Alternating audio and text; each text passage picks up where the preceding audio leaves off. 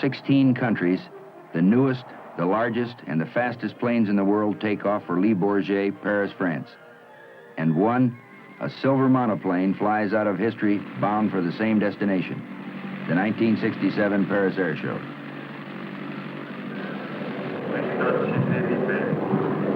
Welcome to Paris and the Paris Air Show. I'm Lieutenant Colonel Ralph Maglione, United States Air Force. It was 40 years ago that Charles Lindbergh thrilled the world, and he raised the curtain on aviation's future.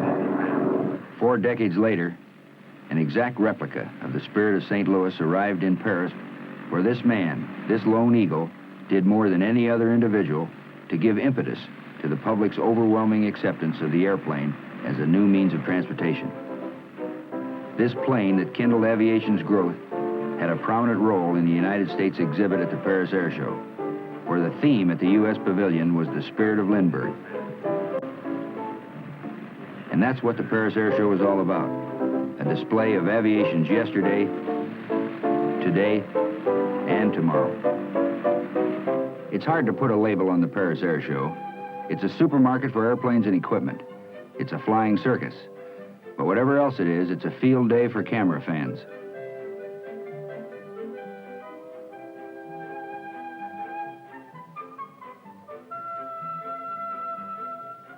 Some airplanes go straight up and down.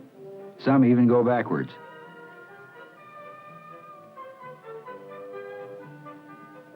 Some are too big to be believed, like the Mini Guppy. And some are small enough to fly around inside the big ones.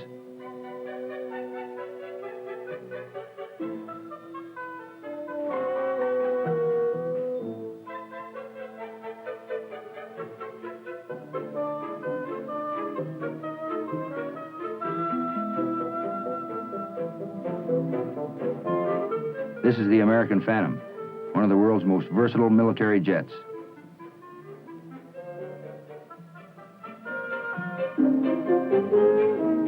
Nowhere else will you find Russian rockets, U.S. transports, and French and British advanced projects vying for the attention of thousands of visitors from practically every nation on Earth.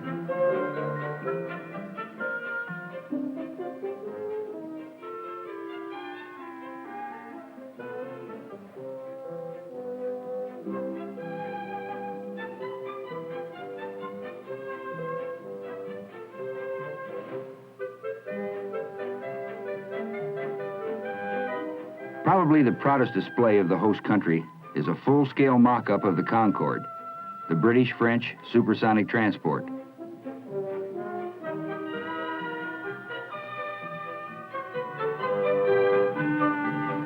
Under the auspices of the United States Department of Commerce, Eastern Airlines exhibited the world's largest jet airliner, the Douglas DC-8 Super 61.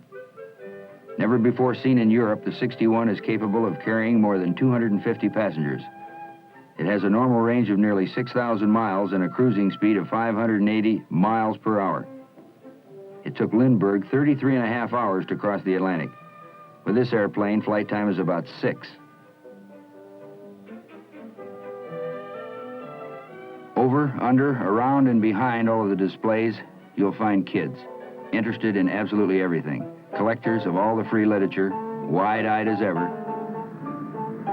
What will their kids be doing 40 years from now?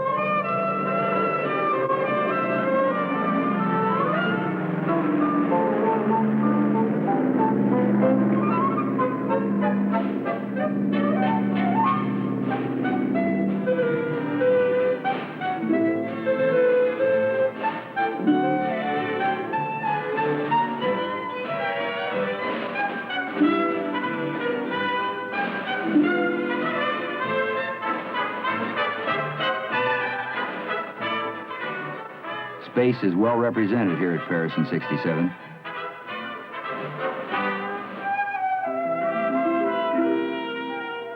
One of the most attention-getting space exhibits was this Russian missile.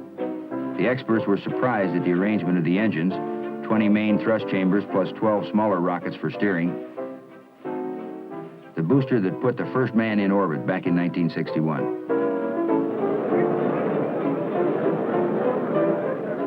American space efforts were well represented by an actual Apollo spacecraft, which was recovered after a successful test flight. The U.S. exhibit also contained the most advanced space projects seen at Paris. 2 different space gliders or lifting bodies, and probably astronauts of the future will return to Earth in spacecraft much like these. The French Space Pavilion contained many interesting exhibits on future satellite projects planned by both France and by the European Space Organization. From Russia, a display of satellites including the 14-ton Proton and the Vostok manned spacecraft.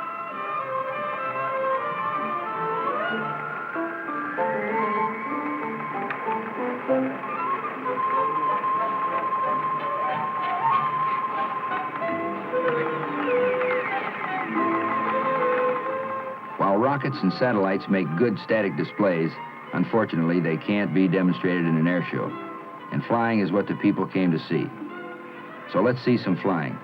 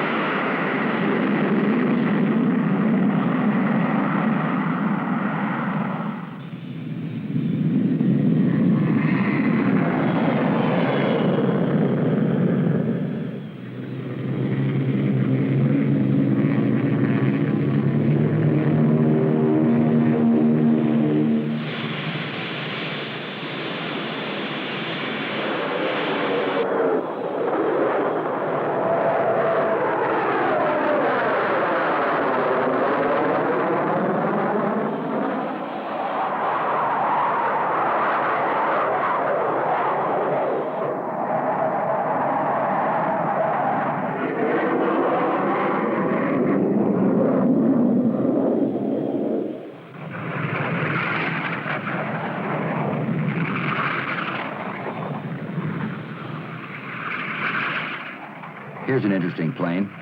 It's a supersonic jet, yet it can stop in midair and hover like a helicopter. It's the Hawker Harrier, a British plane that points its jet thrust down for takeoff and landing and backward for fast forward flight.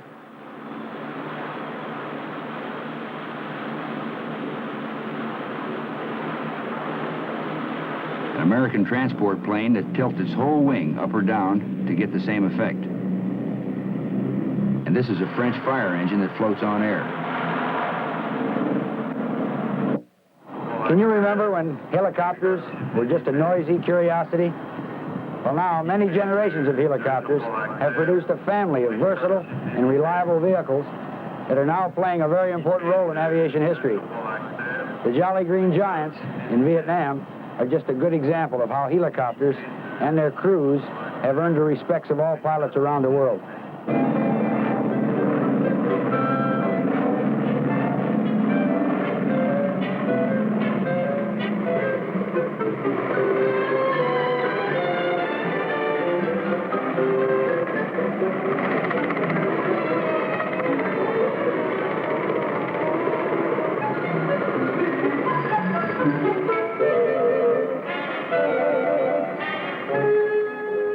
When Lindbergh landed here in 1927, there was no such thing as a helicopter.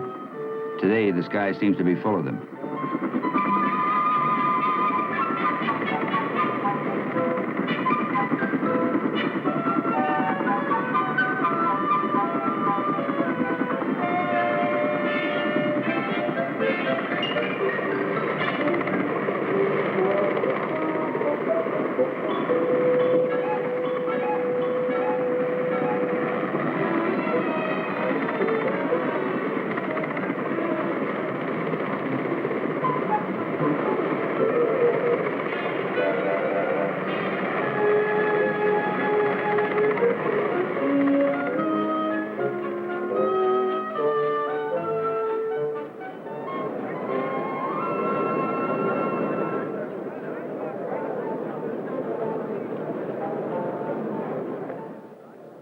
The last day of the air show is for the people of Paris and their friends.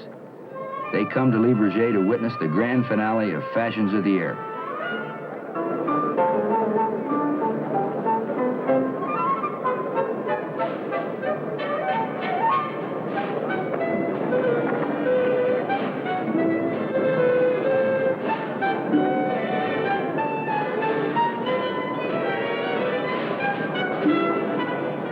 You can actually feel the enthusiasm of these people. They love the air show. And actually, they are the most important part of it.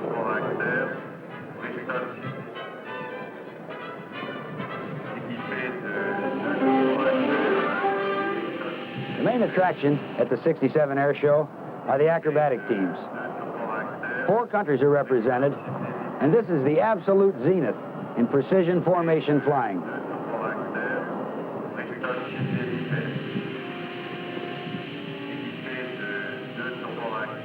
Now at exactly 1400, 2 o'clock, everything else will stop and the Thunderbirds will receive the signal to release brakes, and our show will start.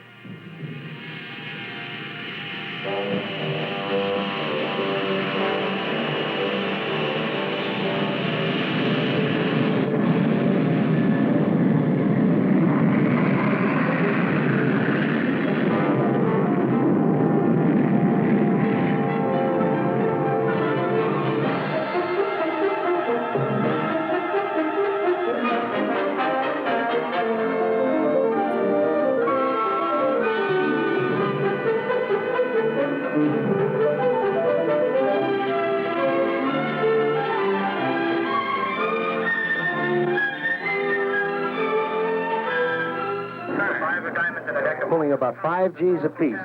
They both weigh about 1,000 pounds right now.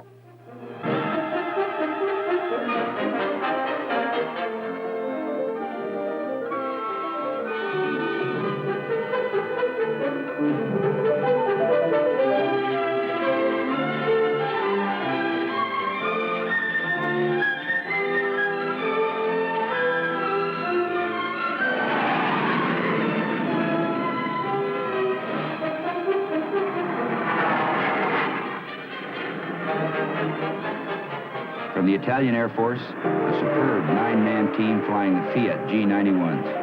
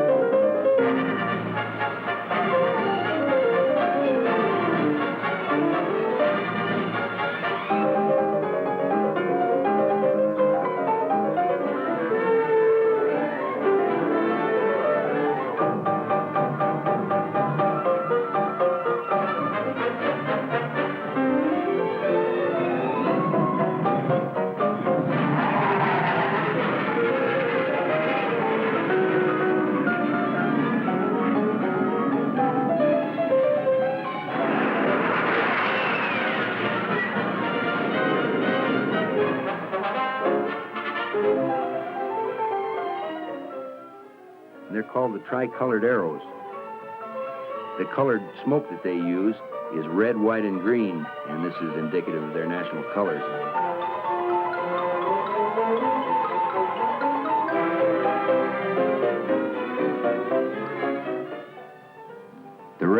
from Great Britain's Royal Air Force, flying the Nat jet trainer.